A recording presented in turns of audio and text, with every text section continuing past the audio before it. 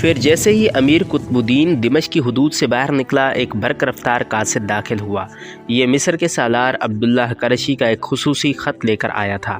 صلاح الدین ایوبی نے اپنی عدم موجودگی میں مصر سے دمشق تک سفارت کا ایسا زبردست انتظام کیا تھا کہ اسے اپنی مملکت کی تازہ بتازہ خبریں موصول ہوتی رہیں۔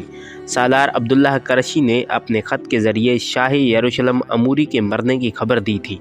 صلاح الدین ایوبی اپنے ذاتی دشمن کی موت پر بھی خوش نہیں ہوتا تھا، مگر شاہ اموری یروشلم کا بادشاہ اتنا متعصب اور سب سے بڑا اسلام دشمن حکمران تھا کہ صلاح الدین ایوبی کو اس کی موت پر کسی قدر خوشی ہوئی اور بے اختیار اس کی زبان سے یہ قرآنی آیت ادا ہوئی: ایاک نعبد و ایاک نستعین، ہم تیری ہی عبادت کرتے ہیں اور تجھی سے مدد چاہتے ہیں۔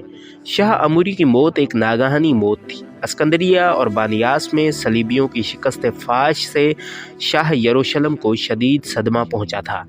پھر اس نے کاہن بطریق کو تنہائی میں طلب کر کے اس شعبدہ باز سے پوچھا تھا: جب سے تو فرانس چھوڑ کر یروشلم آیا ہے، مسلسل صلیبیوں کی فتح کی پیش گوئیاں کر رہا ہے، مگر عیسائی لشکر ہر محاذ پر شکست کھا رہا ہے۔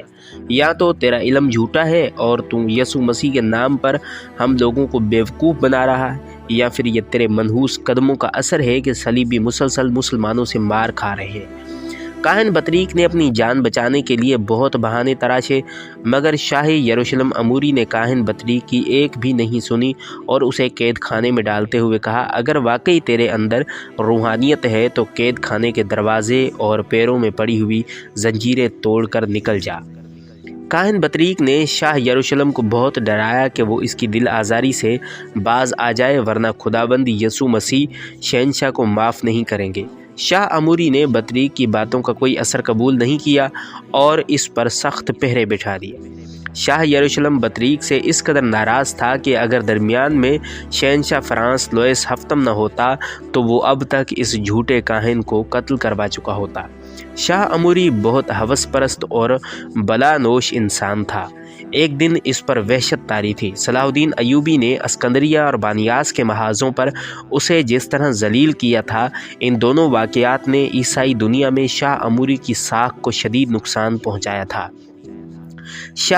شاہ جرمنی کانریڈ سوم، شہنشاہ فرانس، شہنشاہ قسطنطینیہ اور انگلستان کی ملکہ ایلیز نے اموری کو کم و بیش ایک ہی مضمون کے خطوط تحریر کیے تھے: تم نے یروشلم کی تخت نشینی کے وقت تمام عیسائی دنیا سے وعدہ کیا تھا کہ تم بہت جلد مسلمانوں سے صلیبی جنگوں کی شکست کا انتقام لو گے۔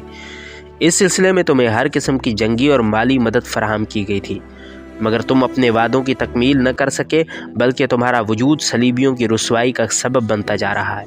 تم نے یہ بھی کہا تھا کہ سلطان نور الدین محمود زنگی کی موت کے بعد اسلامی ریاستیں عیسائیوں کے لیے ایک تر نوالا ثابت ہوں گی، مگر تم صلاح الدین ایوبی جیسے ناتجربہ کار سالار سے 2 بار شکست کھا چکے ہو۔